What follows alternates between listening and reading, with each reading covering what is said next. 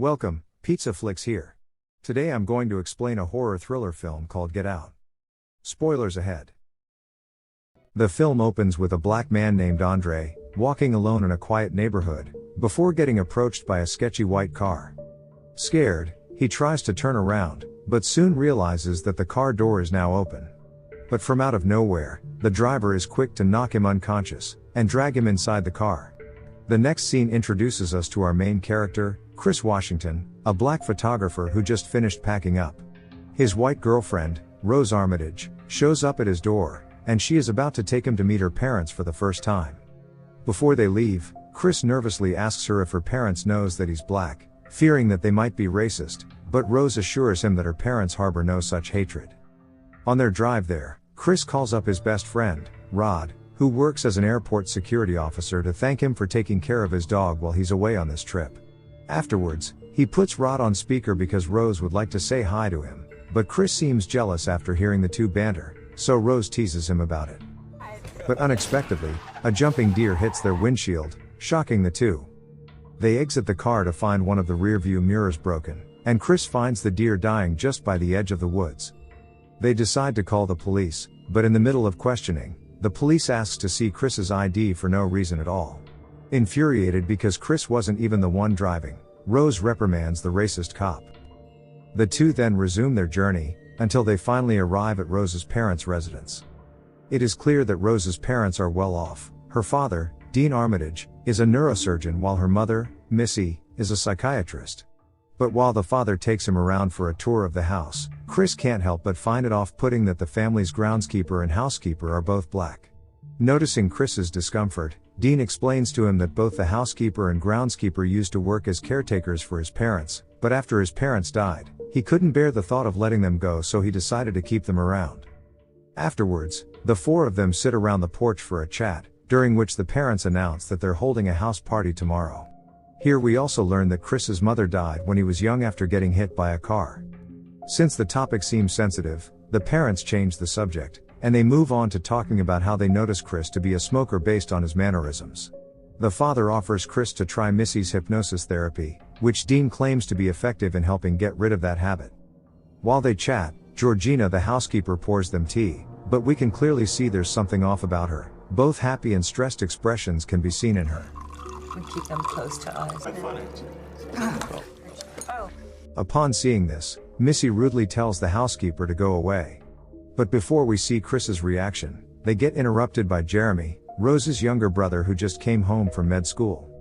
During dinner, a drunk Jeremy animatedly shares an embarrassing story about Rose in high school, while Georgina the housekeeper strangely lurks in the background. But afterwards, the atmosphere grows tense as Jeremy begins asking Chris about how well of a fighter he is, and mentions how black people's genetic makeup make them more physically strong compared to white people. Things get even weirder when Jeremy gets up from his seat, and is about to challenge Chris for a fight. Luckily, the parents put a stop to it before things escalate. When the couple are finally alone in Rose's room, she infuriatedly rants about how weird and racist her family's been throughout the day. She apologizes to Chris, because she didn't expect her family to be that way. Later that night, Chris can't seem to fall asleep, so he decides to venture outside for a smoke. But in just a matter of seconds, he encounters the eerie sight of Walter the groundskeeper running straight towards him. But the man simply runs past him. When he turns around, he finds Georgina on the window, checking her own reflection and seemingly unable to see him. When Chris returns inside later, he finds Missy sipping tea in the therapy room, and decides to join her there. Here Missy begins to inquire him about his smoking habit, and asks if he'd like to try the therapy now.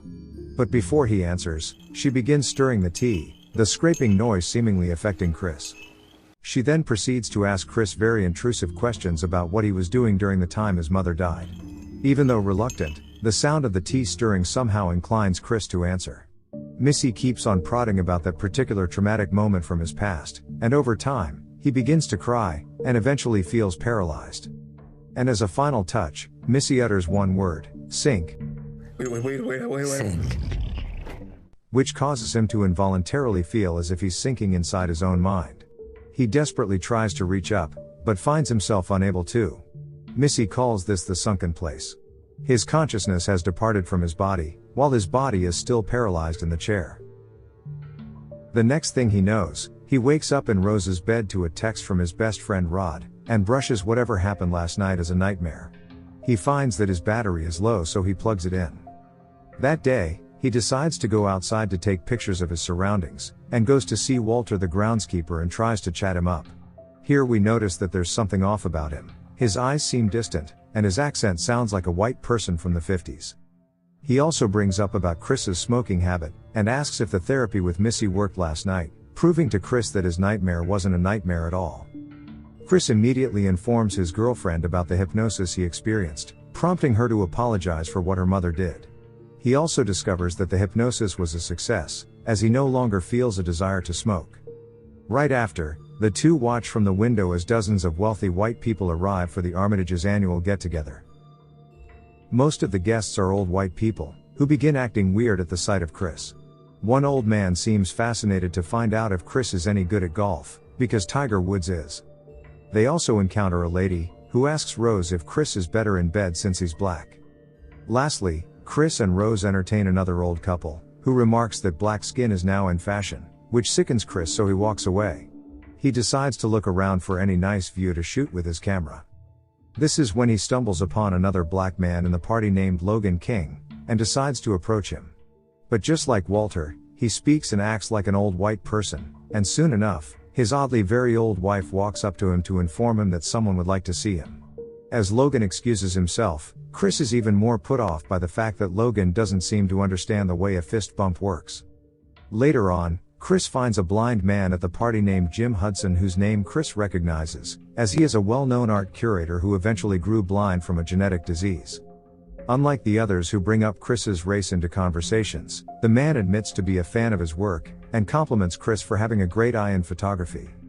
As Chris grows tired of meeting people at the party, he heads upstairs, while unbeknownst to him, everyone in the party suddenly quiets down and begins to look up. He returns to Rose's room, and frowns when he finds his phone charger unplugged, though he remembers charging his phone earlier. Suspicious, he checks in the other room and finds Georgina there, concluding that it must have been her who unplugged his phone. He then tells Rose about what Georgina did, but Rose doesn't believe the housekeeper meant any harm by it. Chris stays in the room for a while to call Rod to catch up, updating him that Rose's mother had him under hypnosis to get him to quit smoking. Rod finds this freaky, and mentions that white people love making people sex slaves and shit, but Chris assures him it's fine. Hello. Fuck, hi. He then gets interrupted by Georgina, who also speaks like an old white person, and doesn't understand any modern slangs. Snitch. Rat you out. Chris then confides in her about how being surrounded by so many white people intimidates him. Hearing this, she appears to be trying to say something, but decides against it, and starts crying instead. She says that the Armitages treat her like family, before walking away like a weirdo. When Chris returns downstairs, he finds Dean chatting with a circle of old people, one of whom asks Chris whether being African American is an advantage or disadvantage these days. Chris takes this opportunity to summon Logan to get him to answer, while he secretly takes out his phone to take a picture to show his best friend Rod, because he feels like he recognizes Logan. But unfortunately, he forgot to turn off his flash, and as soon as the camera snaps, Logan has a nosebleed. He then becomes hysterical, and lunges at Chris while screaming at him to get out. The man gets escorted away, and the next scene shows Dean explains to them that Logan is epileptic, and the camera flash triggered him. Logan then walks out of Missy's therapy room to announce that he's feeling a lot better now, and would like to head home with his wife to rest. To lighten the mood, Dean asks the guests to participate in a party game, but Rose notices Chris looking glum, and decides to take him away for a walk. In their absence, the family and the guest actually start holding a weird auction with Chris as the prize. The blind Jim Hudson coming out as the highest bidder in the end. Meanwhile in the woods, Chris confesses that ever since the hypnosis, he's been feeling weird things, and that he feels as if he recognized Logan when the man was freaking out earlier. He also expresses how he wants to go home, so Rose agrees and they plan to return to the city in the morning. The sky is dark when they walk back to the house, and the last of the guests are climbing inside their cars to go home. When Chris is alone in Rose's room, he sends the picture he took of Logan to his best friend Rod. It turns out that Rod knows the man, Andre Hayworth, who used to date one of their friends. Rod begins freaking out after Chris tells him how the man has seemingly changed his name, and seems to be in a relationship with a very old woman now, but Chris's phone battery dies before they could talk further. Realizing that something is definitely off, Chris informs Rose that they have to leave now. Rose doesn't object, though she needs to retrieve her bag first. When Rose leaves him alone in the room, the sight of the open closet intrigues him, so he decides to check it out. It is at this point that he discovers various pictures of Rose in prior relationships with several black guys. Not just guys, there are also photos of her with both Walter and Georgina. Apparently, Chris isn't the first black guy Rose has been with after all. And then suddenly, Rose comes back in to tell him that she's ready to go, though she can't seem to find her car keys in her bag. Not wanting to waste any more time, Chris urges her to go downstairs, but the brother Jeremy is blocking the front door, while Missy stands in the foyer with her tea ready. Sensing tension in the air, Chris asks Rose to find the key, while Dean walks in the room, and starts talking about how the white mind is brilliant, though it needs a better vessel to contain it. Creeped out, Chris loses his patience, and begins yelling for Rose to find the keys. Jeremy then playfully swings his lacrosse stick at him, while Missy and Dean begin to surround him. While this happens, Rose finally reveals to him that she's in on her family's plans all along. When Chris lunges at Jeremy, Missy taps her teacup, causing him to fall under hypnosis again. This leaves Chris with no power, but to watch as the family drags him to the basement. You were one of my favorites. Meanwhile in the city, Rod is starting to get worried. He tries calling Chris multiple times but receives no answer, so a chair when he wakes up, unable to break free despite his efforts. The TV in front of him suddenly turns on, playing a recording of a white man, who is none other than Rose's grandfather. He begins speaking about how Chris been chosen because of his genetic advantage as a black man. Up next, a recording of tea being stirred plays, which knocks Chris unconscious again. On the next day, Rod goes to the police trying to report how he suspects that his friend Chris is being held hostage by a white family. He explains that they kidnap black people to be sex slaves, but the police only laugh at him. This doesn't stop Rod. He tries calling Chris's phone one more time, but this time, it's Rose who answers. She pretends to act confused, saying that Chris called a cab abruptly and left 2 days ago, but Rod could see through her lies. However, when Rod begins recording their call, Rose shows her manipulative side by changing the subject and saying that she knows how badly Rod wants to bang her, which weirds him out and gets him to hang up. While this is going on, Chris wakes up again in the basement to find blind John Hudson on the TV. He calmly explains to Chris that a surgical procedure is going to happen, which involves transplanting his brain into Chris's body. After this is done, Chris's consciousness wouldn't be entirely gone, but he will be a passenger in his own body, sinking in the sunken place. As it turns out, Rose's family has been transferring old white people's consciousness into young black people's bodies, granting them preferred physical characteristics and a twisted form of immortality. But in John's case, he wants Chris's eyes the most. After the call ends, Chris notices the cotton sticking out of his armrest, right before the tea recording plays again, forcing Chris to ready himself to pass out. Just in the other room, Dean begins the brain transplant procedure, while Jeremy goes to retrieve Chris. He removes the straps holding Chris to the chair, and gets an IV ready. But when he's not looking, Chris beats him with a lacrosse ball. It is revealed that Chris blocked the hypnosis trigger by plugging his ears with cotton stuffing pulled from the chair. He then eyes the mounted deer on the wall, and gets another idea. As Jeremy hasn't returned for some time, Dean goes out to look for him, and this is when Chris shows up and rams the deer horns into him, causing him to bleed to death. The evil man knocks over a candle, which sets fire to the operating room with an anesthetized Jim Hudson inside. Up next, Chris goes upstairs and comes face to face with the mother, knocking the teacup off the table before she reaches for it. She then takes a sharp object, and stabs his palm with it. As the two struggle against each other, Chris manages to overpower her, and stab her in the eye. When he finally makes it to the front door, a bloody Jeremy shows up, and traps him in a headlock, while he struggles to reach for the door. Chris manages to stab him in the shin. Chris then stomps his skull to make sure he stays dead this time. While this is going on, Rose is upstairs listening to music, and Googling shirtless pictures of black men, unaware of what's going on.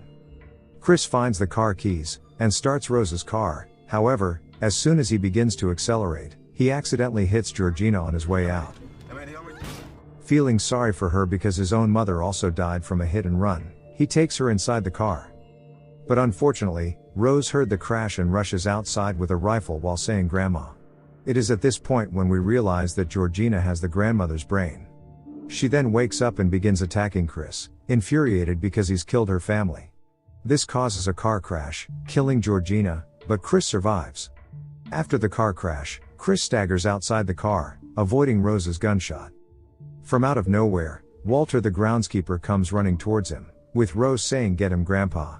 Walter tackles him to the ground, but Chris is quick to take a picture of him with a flash camera, which snaps the real person inside him awake. Walter asks for Rose's rifle, wanting to take care of Chris, but he shoots her in the gut instead. He then turns the rifle on him, before shooting himself. Afterwards, Chris crawls up towards Rose, and begins choking her out of contempt, but doesn't have the heart to kill her. And then suddenly, a police car arrives, and Rose cries out for help. But luckily, it is actually an airport security car, which belongs to none other than his best friend Rod. The two quietly climb inside the car, and drive away, leaving Rose to bleed to death in the middle of the street. And this is where the movie ends.